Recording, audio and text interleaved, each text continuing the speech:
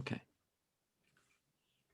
All right. Well, welcome everyone to season 3 of The Matrix, Conversations and Transformations. This is a seminar series from the Department of Critical Theory and Social Justice in Los Angeles, California. I'm Caroline Heldman, and I am joined by my co-organizers of The Matrix, Professors Mary Christianakis, Malik Muazzam Dulat, as well as the organizer of the Ballroom series, CTSJ Professor Claire Crawford. And today we are so excited to be joined by professor, activist, and artist, Madison Moore. Before Professor Crawford introduces us to Professor Moore, let's do a quick overview of the Matrix and what's still remaining in our 3rd season. So as you may know, the Matrix focuses on pressing current events, and our goal is to connect our community with innovative experts, scholars, artists, and the most effective activists in the areas of critical theory and social justice. We've just wrapped our series on indigeneity and settler colonialism, and we are deep into our series on fighting white supremacy and global ethno-nationalism, as well as discussions about technologies of repression and resistance in the Middle East. And you are joining us for our Ballroom series, a deep dive into ballroom and ballroom culture. We will be taking next week off for spring break, but we will be back the following week with another incredible talk. Please note that we are using the webinar format. This means that you can submit your questions at any time using the Q&A button anytime during the presentation, and we will respond to you. And now I pass the baton to my colleague, Professor Crawford.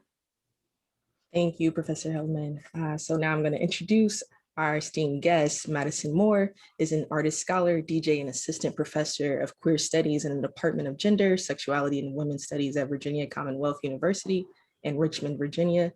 Madison is the author of Fabulous, The Rise of the Beautiful Eccentric, printed by Yale University in 2018, which is a cultural analysis of fabulousness, as he has lectured at the Yale School of Drama, the Barbican, the Perth Festival, the School of Life, Melbourne, Columbia College, Chicago, Performance Space, Sydney, American Realness, and the Philadelphia Museum of Art.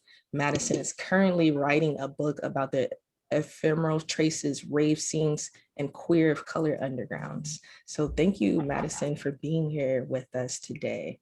I guess to like get us started, we kind of talked about this a little bit, but telling us more about how you come to be Professor Moore, like DJing, keeping your artistry a part of your scholarship. Yeah, so first, thank you so much for having me. I'm delighted to, if one thing has come out of the, pandemic is the opportunity to beam in to different corners of the world. So happy to chat with you today. I was born and raised in Ferguson, Missouri, and I was a classical violinist. And I always knew that I was different.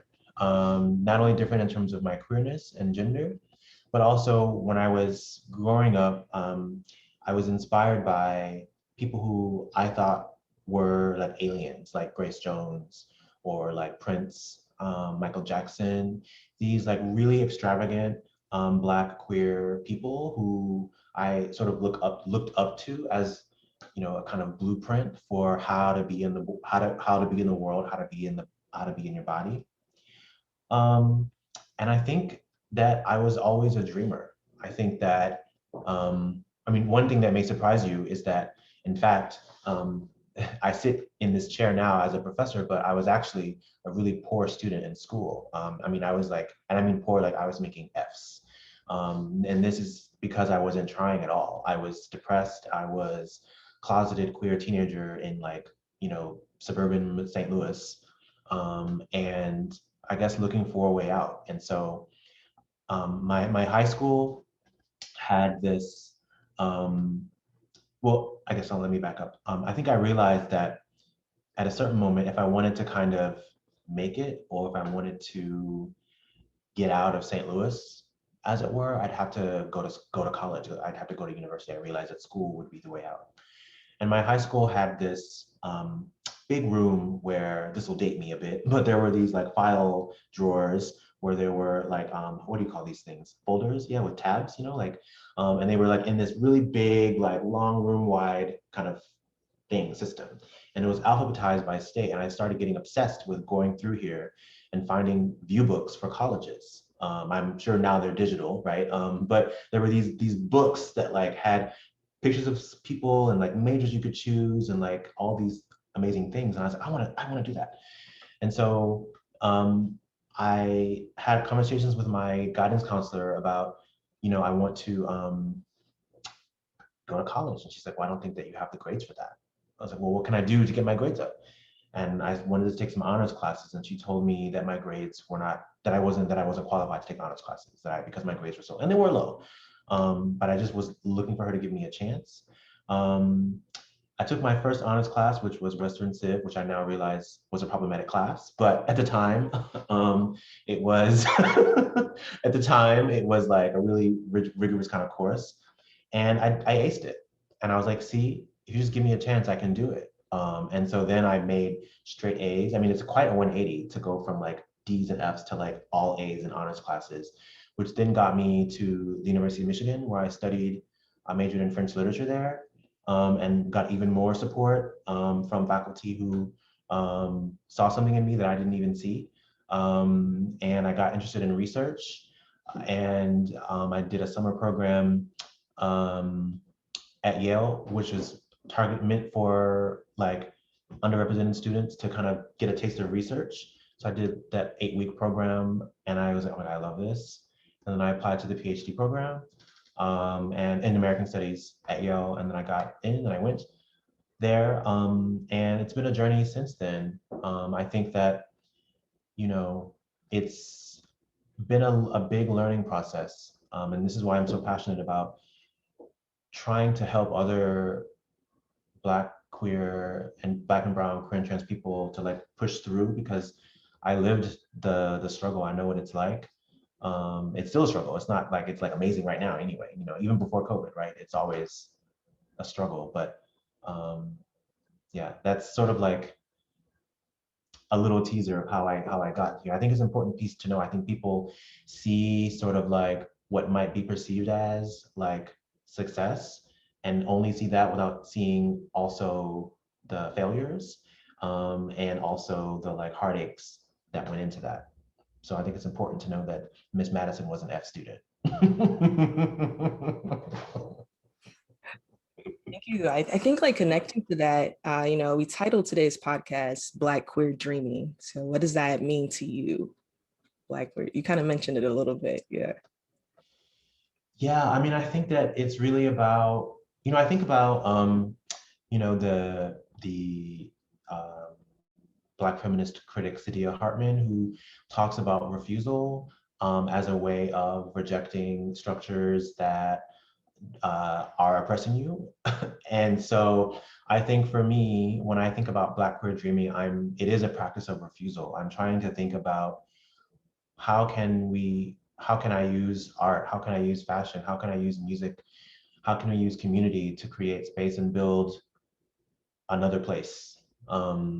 Because we know that the here and now is not always amazing. And so I think that's why I'm so committed to, what are the possibilities of world making with, aesthetics I think that's why I'm so interested in clubs, because I think clubs, although they might be and are problematic spaces and have their issues, they are still spaces of emergence. There are still spaces where we learn how to be in our bodies, where we learn how to flirt with somebody. I don't think you know how to do that when you're 15 or 16, but then you, when you're like, or whatever age, and then you like get to the club, you maybe like figure out how to relate to people in certain ways, and so I think they're important in that way. And so, yeah, I think for me, Black queer dreaming is really about trying to refuse a here and now that wants to reject you, in favor of imagining brighter pastures and futures that are rooted in community, and experience. You also wrote a book about fabulousness. So So what is fabulousness? Can you speak more about your book broadly, but then what is fabulousness and how is fabulousness displayed in ballroom culture? Yes. So my book is called Fabulous, The Rise of the Beautiful Eccentric. And this is a book that was part of my PhD dissertation thesis. But something really important happened in writing the book, and that is I moved to London. I finished my PhD in 2012, and then I moved to London, where I was for 5 years at King's College London. And one thing that if you're in a PhD program or if you're a faculty member, one thing that you always tell your students is, what's the so what? Or one thing you always hear is, well, so what do I care about this? What's the so what? And sometimes you're like, are you just asking me this to just like constantly press on me, or are you deservedly appointed this? But in being asked, what is the so what question, I don't think I had an answer. I don't think I had an adequate answer until I moved to London, even after finishing the dissertation, even after finishing the degree and getting my piece of paper and everything. It was in living in London that I got to see fabulousness out in the wild, if you will. It was in London where I got to go to the clubs and put on club nights and go to the art studios and drag performances and musical performances and experimental performances of my friends, my artist friends. It was in having dinner parties and taking the night bus from Peckham back to East London, or 2 or 3 night buses. It was really living and being in the space that I got to see how these ideas are not only about like theory, let's theorize fabulousness, no, but like actually how these ideas work in real time. And so for me, fabulousness is not about money, it's not about designer labels, it's not about an ability to purchase items or things. It's really more of a strategy. It's really more of like a set of tools that I think multiply marginalized people use and deploy to make themselves known in a world that would rather not see them. Does that make sense? So, the caveat though is that there's a risk involved, and I really want to think seriously about that risk. The example I always give is that some of us can go to, I don't know, Quiznos or wherever you go for lunch and just get your sandwich and be fine and not be harassed at all. But for others, that same journey to just get a sandwich could be more precarious. You might be harassed physically or verbally or digitally. That is, your photo taken and then spread via text message or on a social media platform with disparaging comments. And so I think that risk that fabulousness invites is really key to thinking about the so what and to thinking about why it matters as a strategy. It's so much easier to just blend in and like just be removed. Foucault talks about how we must renounce ourselves. Do not appear if you do not also want to disappear, is the line from the History of Sexuality. And I really am interested in that because I think that's in some ways what fabulousness is pushing up against. So I'm interested in people who make the risk of and make the choice of standing out when it would be easier, though no less toxic, to blend in.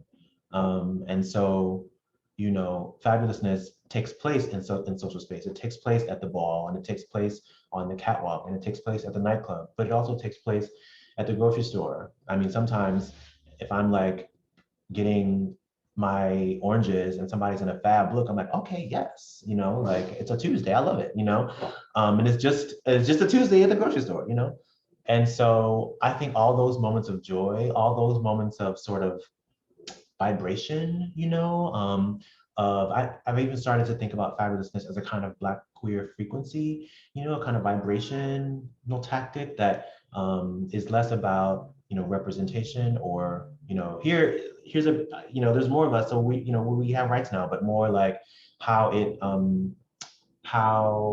aesthetic forms, fashion, sound vibrate and create connections to people, and so when I'm at the grocery store and I see that person in that sickening look, that's a vibration and I'm interested in that, even if I don't talk to them, it's still a vibration that I'm feeling and it connects to me and it makes me maybe changes me in some way. And so that is how I'm sort of broadly thinking about fabulousness. I will just say that one of the early theorists that got me thinking about this, and still a theorist that I really love, writer that I really love, is Thorstein Veblen, who you may know came up with the term conspicuous consumption and wrote a book in 1899 called The Theory of the Leisure Class, which was actually meant to be the original title of the book. The original title of my book would have been The Theory of the Fabulous Class, but I got so much pushback from reviewers about how I needed to unpack the word class, and I was just kind of bored by that conversation. So let's just get rid of the word class.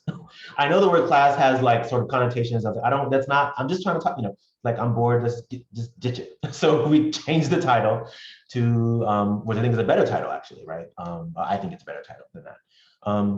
But I still wanted to keep the Veblen piece, right? And so Veblen was very interested in, he was a Yale trained social economist, which was interesting as I was also there in American studies. So that was an interesting kind of synergy.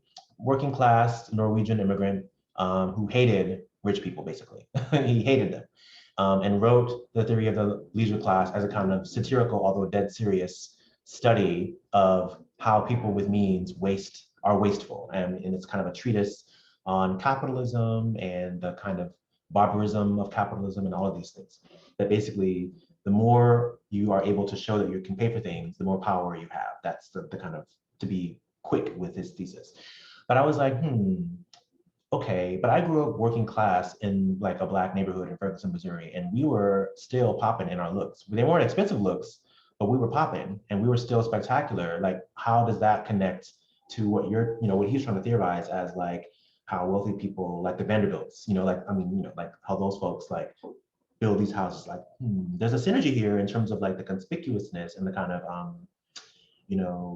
the desire to appear, or even the poetics of appearance, but there's a different means behind it, like I still had my penny loafers with the penny in the shoe, we were, and so like, yeah, so when I think about fabulousness, you should know that it's inspired by what I mentioned about being in London and just being out in the world and being with the girls. And it's about trying to come up with language for how Black and brown people, how might we update Veblen's ideas about the conspicuous when we're actually talking about Black and brown people, which Veblen is not writing about. And then when it comes to ballroom, I think, the ball is the space of where, you think about a community that is, again, marginal. I always hesitate around the word marginalized because that seems like active or like forced into the margins, like actively pushed out of the center. Because for me, queer and trans people of color are already the center. And so it is processes of socialization and systems and cultural mores that push us to the margins. So I get nervous around like marginalized because it's like, well, we're actually the center if you ask me, but so so the ball is a place where you get to strut your stuff and where you get to not only that, but respond creatively to a category. You get to take a prompt and just come up with something. You don't want to get chopped, you want to get your 10. So what are you going to do? What are you going to come up with? What are you going to put on the table? And in the book, I interview Lysandra Ninja, who is European Mother of the House of Ninja. And she was like, it's not only about coming to the table, but what are you going to put on the table once you get into the room? And I think that is such an important thing, and what is so exciting about all live art, but especially ballroom, because I don't know what you're going to come up with. I want to see, like, I'm nosy. I want to see what you're going to do, If I could just, if you don't mind, just quickly follow up on that relationship. So you're talking about, in a way, appropriating and transforming the sort of upper class conspicuousness and transforming it. And so I'd love to just hear you talk about that for the next hour. But how do you address, so you talk about it as a frequency, right? So when you experience someone who's out in the world being fabulous, the next thing is, so how do you respond to it being appropriated? What happens when it gets reappropriated into mass culture? those looks or that kind of approach? Does it feel less liberatory? Do you have thoughts about that in general, about its sort of mainstreaming? Yeah, I mean, obviously cultural appropriation is a huge topic. Where do I start? I mean, there's a lot there in that. I can say that when I interviewed Vonalur for this book, I asked him this question. Vonalur is one of the iconic ballroom DJs and producers. And I asked him, what do you think about the fact that ballroom has been co-opted and poached and appropriated from so many different angles? And he said that he didn't mind, because by the time people catch on to ballroom, we will have moved on to the next thing. And so it is this kind of unfortunate reality that culture, fashion, language, all these things, like subcultural language, all come from Black, queer, and trans people of color. And so I think that, I don't know, I'm like, my brain is moving faster than I can speak. But basically, cultural appropriation is about who is getting paid for innovations that start in underground communities, who, once it's been deemed acceptable, just slap a straight white face on it and now it can make money. And I think that is, obviously that's the problematics and the issues there. But it's also really rooted in the industry. It keeps happening. If I see another fashion show with blackface or any kind of blackface, and then a statement, oh, we didn't know, I am gonna take my eyes out. I mean, I'm so bored of this, because how long have we been having this conversation about cultural appropriation? How many call outs have there been? And you still don't know that you shouldn't be doing this, or that that's inappropriate. Maybe you do know and you want the attention, you know? And so I guess for me, when I think about cultural appropriation, I'm not interested in kind of, I'm not interested in defending the creative innovations that are happening at the underground, because that work is valid. That work doesn't need defending. What I want to critique is the corporate system that leeches on that creativity. What I want to critique is the system that would rather put Harry Styles, no shade, maybe a little bit of shade, on the cover of Vogue instead of Billy Porter, of American Vogue, instead of someone like Billy Porter, or Miss J. Alexander, who was an icon for me watching America's Next Top Model as a Black queen in St. Louis, you know? That's the system that I want to critique. I want to critique, you know, the producers who would rather work, you know, the commercial producers who would rather, the advertising agencies that would rather work with a white producer to produce a ballroom beat for a commercial than to work with Black queer producers themselves. That's the system I want to critique. I think that the style practices, when you look at a show or a vehicle like RuPaul's Drag Race, and you see how those queens talk, it's like, I don't even want to talk like that anymore now, because it's like so co-opted. Like I saw, this was a couple of years ago, I saw like, it was maybe an E News, like kind of thing. And it was like, the tea is, and I was like, the tea? E Hollywood is talking about like the tea now? Oh my goodness, what is going on, you know? So just to say that, like, I think that queer of color genius and aesthetic brilliance will continue to innovate, and will continue to circulate, and will continue to, my neck is falling off, will continue to create this kind of like hamster wheel of like, we create, you poach, we create, you poach, we create, you poach. And I don't know how to get out of that. I don't know what the answer is, because it seems to be that like call outs, you know, it seems like nothing works because it keeps happening. And so that's why I would rather critique and talk about like, yeah, why we're still having conversation, why we would rather slap a white face on something that would get Black and brown people, you know, being called, you know, inappropriate or unprofessional, for example. How is it that my cousin Katrina, well, anyway, that's her name, my cousin, hey Katrina, how is it that my cousin, who like,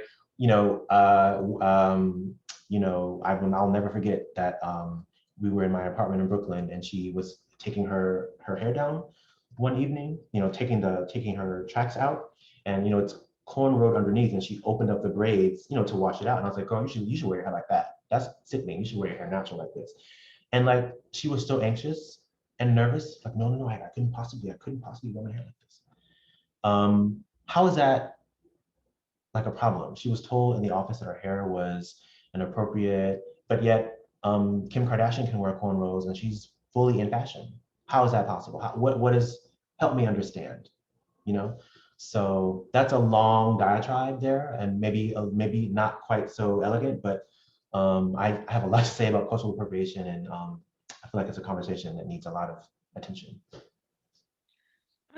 I'm going to jump in here. I really love the concept of a vibration, and I'm wondering, what are the like fabulous reverberations that you see coming out of Ballroom or in different club spaces now that are newer and evolving, so to speak? Can you say more about that? Yeah, so vibrations create or reverberate, right? And they're a place of not only of refusal, but of opening. Yeah. And I'm wondering, what is the future? What are the now, right? That people have not caught up with, that hasn't been appropriated, that hasn't been like commercialized, right? Racial capitalism and all that. I think that the party is still going on, is ongoing. I think that, as I mentioned, like what Vanalur was talking about, that there's still going to be innovation, there's still going to be creativity, there's still going to be pushing it forward, imagining new forms, because you do the work because you have to. Like, you have to walk the ball. You feel a need. You must compete in this category. You must present yourself. You must serve yourself in this way. And I'm interested in, why do we have to have it? Why do we have to have Ballroom? Why do we need to walk in the ball? Why do we need the club? Why do I need these necklaces that I just got? And so thinking about what that fulfills, I love this idea of frequency as like also an opening. I think that it's about opening to wider possibilities, especially when you're in a body that is working actively to constrict you and to lock you up or to murder you. And so I think that when you use aesthetics and creativity and imagination to open up as much as possible, that's when you really get, when those frequencies emerge and vibrate and bounce off others, and bounce off. My interest in frequency comes from my work as a techno DJ, as a DJ, and I think a lot about like waves, and spending a lot of time looking at sound waves and just thinking about how for example, if somebody is giving you a really strong look, or does a particularly compelling, it gets their tens, and you're gagging at what they do on the runway, like that creates like a kind of connection between the two of you, which allows for that kind of reverb, I think. Synergy, right? Yeah. Thank you. Professor Moore, we have a question that dovetails with a question in the Q&A that dovetails with a question that I have, so I'll build on it. But Sarah asks, how do you embrace systems that might reject you? How do you cope, for example, inhabiting spaces that are built around ableism, white supremacy, cis heteropatriarchy like academia? And I want to build on that because you've used this term boring twice, and if you wouldn't mind, I'm just going to borrow it from you, because the critique you're making is like, this is not, I'm not entirely sure, but I feel like the critique you're making is some of these conversations are too petty, they're too stupid. I actually don't want to spend my time doing this. And so my question is, as someone who is coming from worlds in which you are engaging in activism and producing and creating and making, how do you survive in academia, which sometimes feels like it's not real, or it's this kind of removed, certainly exclusive space, right? And that is not particularly welcoming for a lot of folks, but also just not very real, or at some level, maybe the word would be petty.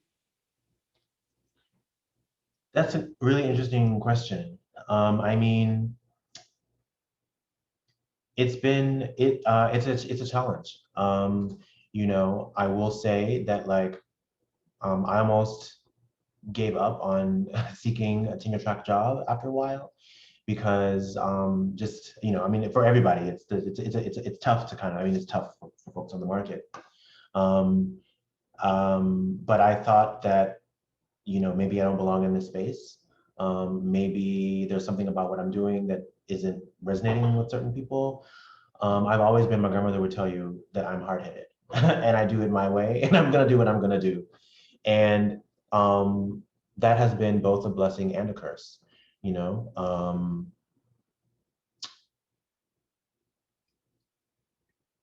And I think that I have tried to just do what I'm gonna do. I don't know how else to say it, you know? Wear what I'm gonna wear, I don't have a lip on right now, but have my lip on in job interviews or in class or in department meetings, you know, and just be how I'm gonna be. And if it doesn't vibrate with you, then that's fine. Maybe this isn't the place for me to be. I will just say, yeah, that it's been a struggle because again, navigating these spaces, especially a space that's as kept as academia or any kind of corporate space, it can be a challenge. But I think that's where community comes in. I think that's where finding folks who get it and working and building futures together, I think that's where that comes in. I think that's where, you know, you kind of have that sense of community engagement, community care, and networks of support. And so, you know, I would just say that it's been a struggle. I got lucky here where I am now, and it's been very fortunate. I have great colleagues, and it's been a great, you know, experience here. But it was a long time coming. A lot of rejection, a lot of feeling like I don't belong here. Maybe I should just do something else. And that added with how I've tried to circulate, which is to mix, you know, the interest in DJing or the interest in, you know, something as unserious as sort of fabulousness or fashion. I think I tried really hard to really study scholars who I was trying to emulate in a certain kind of way. So one person who was really influential in just how I was trying to think about fabulousness as like apart from um, just looking good or whatever was our aesthetic categories by Sian Nai, which is a book where she's thinking about you know, she's theorizing cuteness and she's theorizing like gimmicks and she's calling them aesthetic categories that are, you know, that rely on and draw on capitalism. And I just thought that was such an interesting thing. So I was trying, you know, in my work, trying to basically model off of that in some ways. So I think there have been a lot of strategies. I mean, a lot of the strategies have been finding scholars and kind of emulating them, their approach in a certain kind of way. But I always thought I thought that maybe, I don't know, my interest in pop culture is not hitting it in academic spaces, or you know, that like maybe I should do something that's more serious. But even in the classroom, I'm really committed to teaching in ways that make sense of the here and now. So even though I'm focused on the here and now and the present, there's quite a bit of historical content in all of my classes, so that students get to see that, like, you know, Beyonce's fab, but also what about Betty Davis, you know, or what about Marian Anderson, or what about Tina Turner, or you know, or what about, you know, Ma Rainey or whatever. So like, just so that students get to see that like there's a historical continuum that makes a Beyonce possible, just as an example. So yeah, I mean, I think that just to say, it's a constant journey, and I always try to encourage students. Maybe hopefully this is not bad advice, but to just do themselves. Just do what you do, which is the advice that I got from my dissertation advisor. Just do your thing, which can feel in the moment when you're trying to get a job or you're trying to get whatever, and it feels like you're getting rejected. It feels like the end of the world.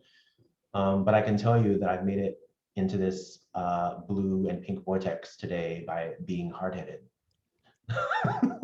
Does that answer? I mean, it's a really great question. Can I just dovetail just real quick, bring something together that you said? You were talking about the ball space and the ballroom space and how important it was. And I'm wondering, just talking about this in academia, Have you had any luck, or do you even think it's meaningful to talk about transforming academic spaces in this way? And is there some way that your work, creative work, can do that? Or does that seem reasonable to ask? Yeah, totally. I mean, I think that, you know, we should totally, I think that this series is, you know, doing that. Like I've never seen a ballroom series with all these girls, you know, some of the hottest girls, like in kind of thinking about Black queer performance. I think that's a great space because so often, you know, people who don't have academic degrees are not seen as experts, you know? And so I love to see other people who don't have degrees or sort of high-end, you know, PhDs or whatever, being considered experts. So I think that's one place that, you know, where that can happen. And it's great to have that. I think we need more of that. I think that it's happening already. I think that there are so many students, queer students of color right now who are doing projects on really, really exciting stuff. There's a student here at VCU who's working on an alternative history of motherhood via transness and sex work. You know, there are people who are writing about queer nightlife in different spaces. So I think that it is happening in certain ways, you know. I think that we just need to maybe change some of how we're thinking about seriousness or what counts, and that has to do with the kind of the way that academia is often very sort of a very gate-kept space, you know, where you must have these 5 things or you're not serious, and it's like, okay, it's a lot, right? That's the corporate mentality, I think. But just for example, earlier today I did this performance lecture in London. Well, in London, I'm in Richmond, Virginia. You know, that was like, I'm really interested in the performance lecture format. That's like kind of a lecture, kind of a performance, kind of something else altogether. And I think that like we need more of those kinds of things. So, and I would love to encourage more students to kind of really press against what knowledge production looks like. You know, what are some things we can do in the classroom that are beyond a seminar paper, right? I mean, I think that writing skills are important, and my classes always have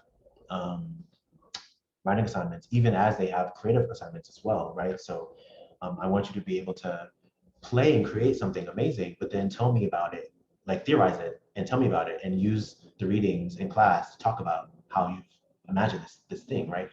And so, yeah, I think that's a great question. I think there are so many ways that I think we should all be trying to make the academy that we wanna kind of be in, you know. And I think that focusing on pop culture, focusing on the everyday, focusing on things that don't seem serious enough, but taking them seriously, but then historicizing them and giving them context. I think that's what students want, and I think that's what will make the academy a much better and more exciting place. I mean, it's exciting now, but you know, even more exciting.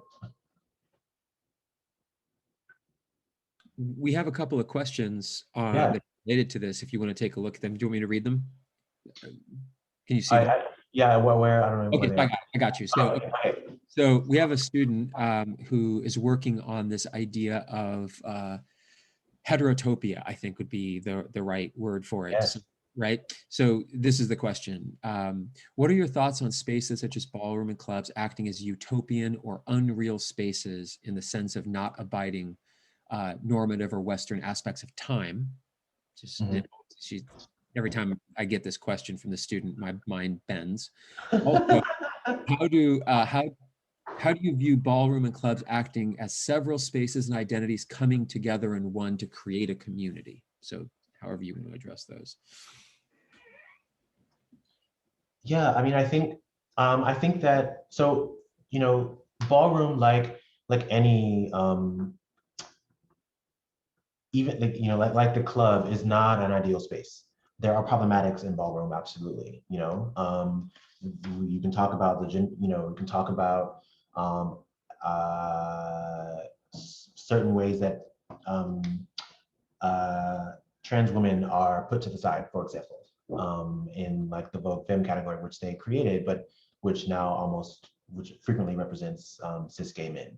So I think that there are a lot of conversations to be had in Ballroom about how to make Ballroom better, but that's not a critique. I mean, it is critique, but that's not like it's not, it's not like it's helpless. It's something that can be talked about and that can be debated and kind of worked on as a kind of community. So I never want to say that spaces like Balls or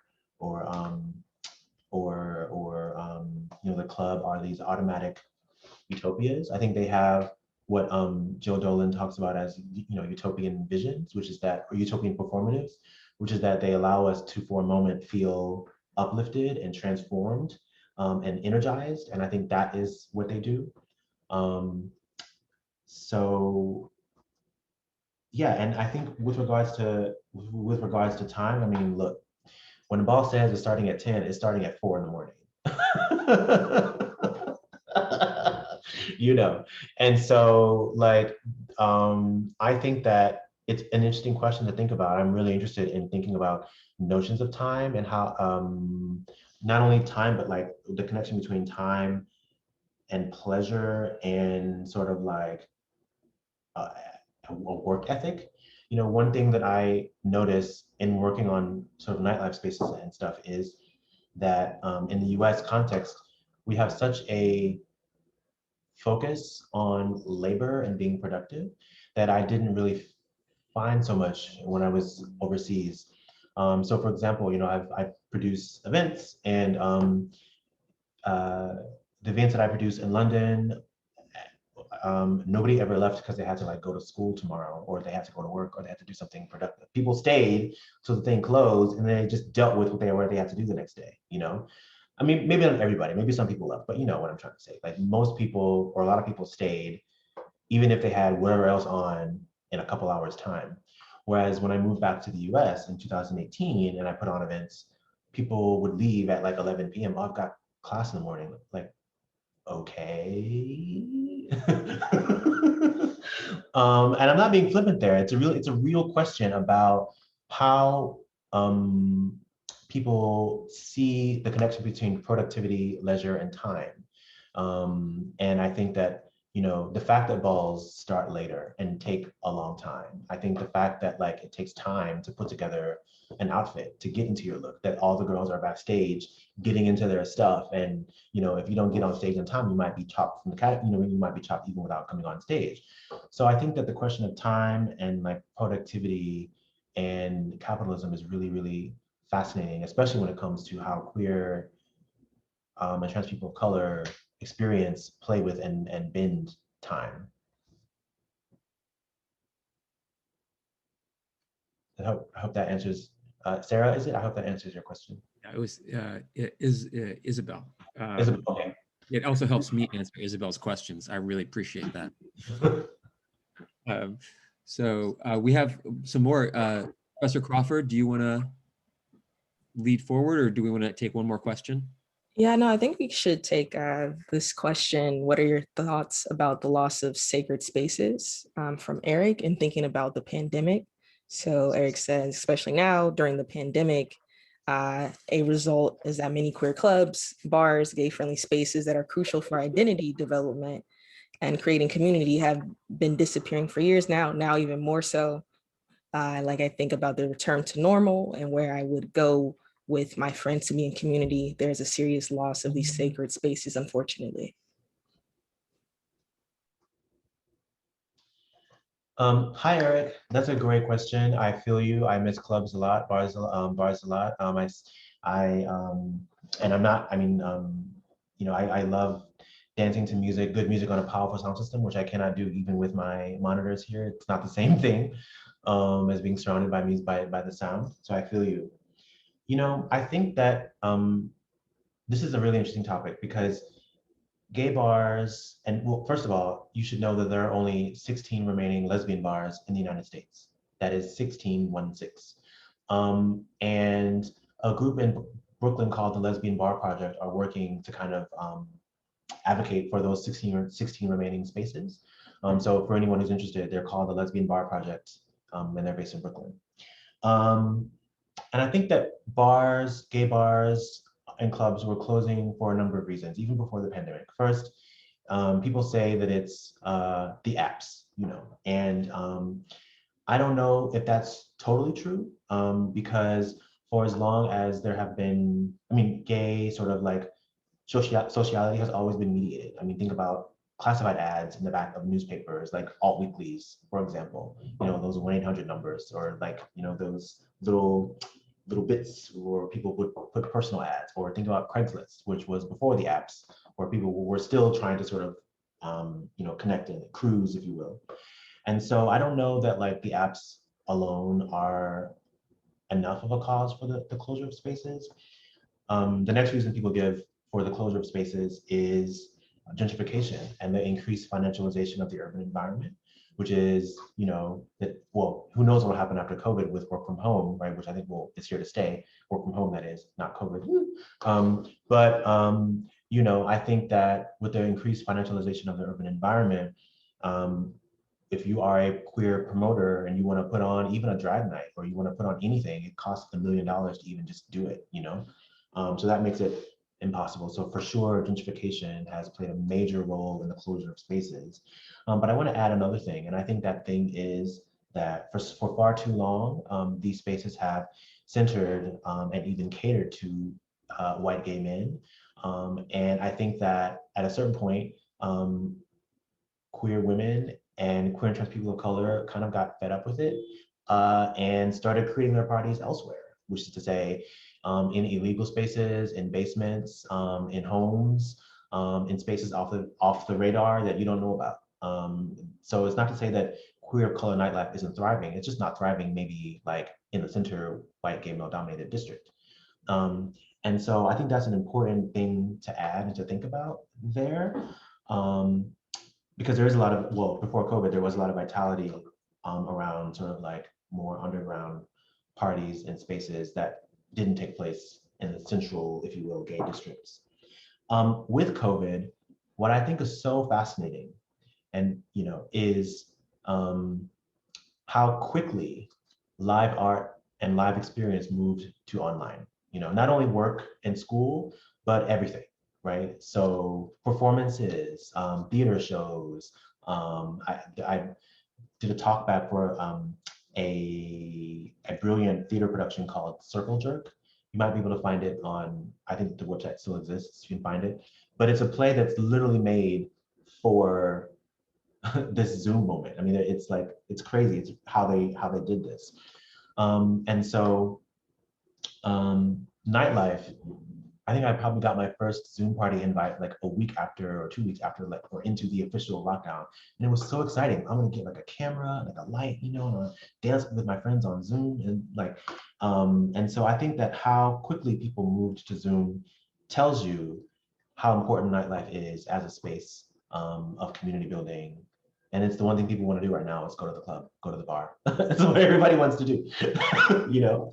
And so I do think that we will still have nightlife. I mean, obviously, I don't think nightlife is going anywhere. I mean, online is still happening. And I also think that some aspect of online will remain even after COVID, whatever that might look like. I think that like there will still be, I don't know if it means like a venue will have some sort of special camera that they can, I don't know, people can pay $10 and beam in from their home and like watch the party and participate and dance while everybody else, I don't know, like a movie kind of like. I see that can be a thing of the future. But never underestimate people's willingness to put on a party, to dance, to convene, to have music. People are partying in COVID right now. So, you know, we can side-eye that maybe, but just to show you that people, if there is a will, there is a way.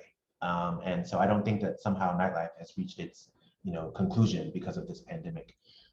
It's still alive, it's still thriving in certain ways. DJs are picking up new skills, learning music production, you know, and doing new things, experimenting with DJ mixes and trying out different formats that aren't maybe club centric, but that still bring together communities and stuff. And, you know, my one wish for clubs of the future is that, we don't really value club culture in the US as a kind of cultural engine, you know, like, so for example, in Berlin, certain clubs are taxed at the same rate as the opera. Think about that for a second. They pay the same level of tax as the Berlin Philharmonic. That's to me, that's like insane. And I don't know the particulars of like what that actually means or what that looks like, but I can't imagine like the Kennedy Center, I don't know, sponsoring a club night in Washington D.C. I don't know, maybe, but you know, or having the same tax rate as a club in D.C. I don't know, but so I think that the Club of the Future really should be more art-centered. I think that we should be thinking about folks who are maybe sober and don't need to be around alcohol, but still want to be in queer space and they still want to be in community. I think that the Club of the Future should have many different ways in. Maybe it's a coffee shop during the day with clubs on Friday and Saturday night. Maybe during the week, maybe there's a gym at the club, you know, like a special, maybe there's a gym and a coffee shop. And, you know, maybe there's a stage where during the week, drag shows are there or touring artists perform, like, you know, pop stars perform or underground pop artists perform. But then on Friday, Saturday, that's when you go for the turn up, you know. Maybe there's spoken word nights and I don't know, video game nights. You know, like I just think that the Club of the Future is really like, should be more of a community center, you know, that has alternative programming Monday through Friday, and then Friday through Saturday, club time. So yeah, I hope that that answers your question, Eric, but I'm with you in terms of longing for the next dance floor, whatever that will be.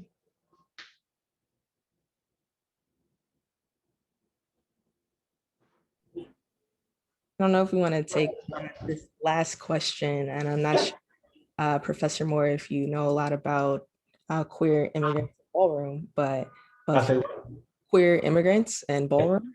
And so for Maura, like, what is the relationship between Ballroom and queer immigrants, and where and how do queer immigrants fit into these spaces?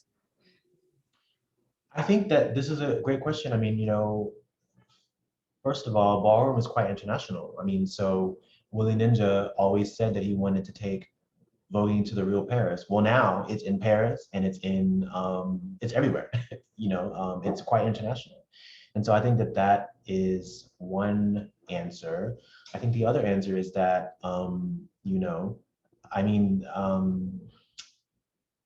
I think that I can think of people like in Berlin, for example, who were like refugees and participating in like the ballroom kind of community. So I don't know that there's any difference per se. I think that, you know, immigrants are welcome, obviously, into the, I mean, this is a space that's centering the experiences of Black and Brown people. And so I think that, you know, I think that one would be welcome there. And, you know, adding to that, the fact that Ballroom is so international now that it's you can pick a country where there's houses and ball activity. So.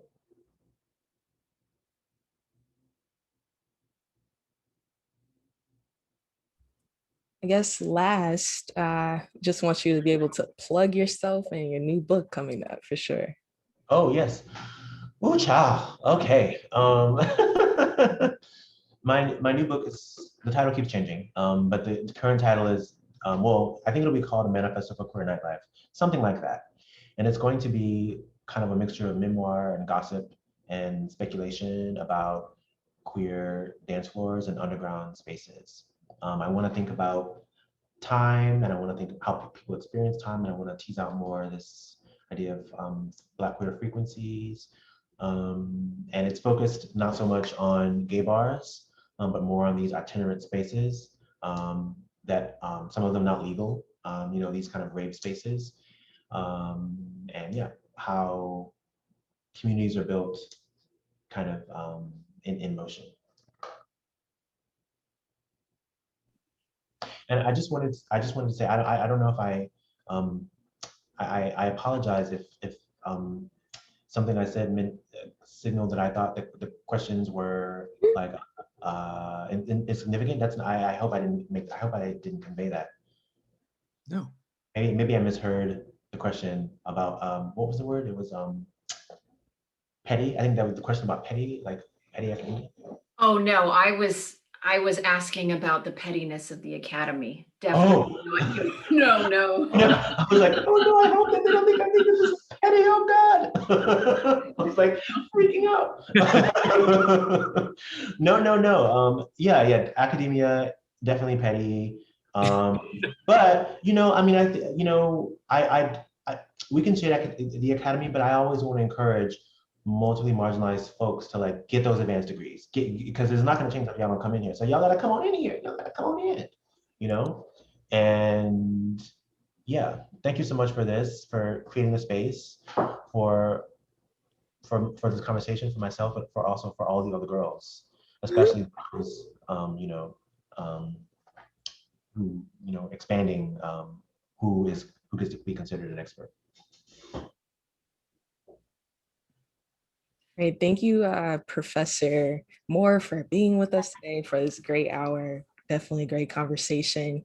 We'll be back next week, March 18th at noon, with our Fighting White Supremacy and Global Ethno-Nationalism series, exposing and undermining white supremacist orgs and networks. And we'll be back with the Ballroom series on the 25th with Sean Milan, who will talk about LA ballroom community and youth. All right. Thank everyone. Amazing. Thank you, Professor Moore. Thank you, Professor Moore. That was incredible. Thank you. Gratitude. Thank you for having me. Thanks, everyone. Bye.